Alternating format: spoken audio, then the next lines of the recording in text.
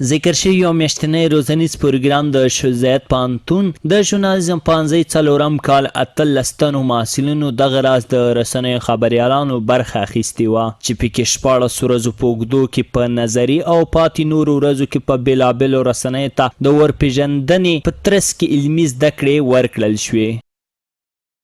14 ورځې نظري وه او 14 ورځې عملي وه.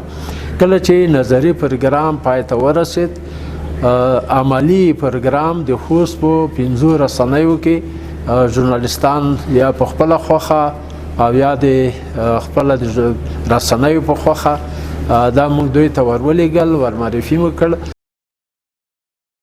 د پوهنتون د محصلینو په وینا د نظري ورهاخوا د علمي زده کړې ساحه هم خورا مهمه ده. دا ډول پروګرامونه کولی شي چې زده کړلیان په اسانۍ سره تر کاري ساحو رسوي.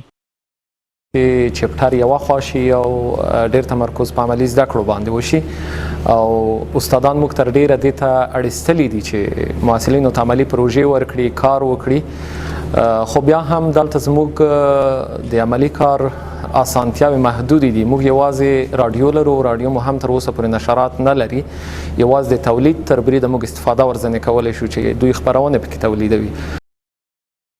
بل خوا د یاد روزنیز پروګرام ګډونوال ګټور بولي، خو هم مهاله په راتلونکي کې د پراختیا غوښتنه کوي.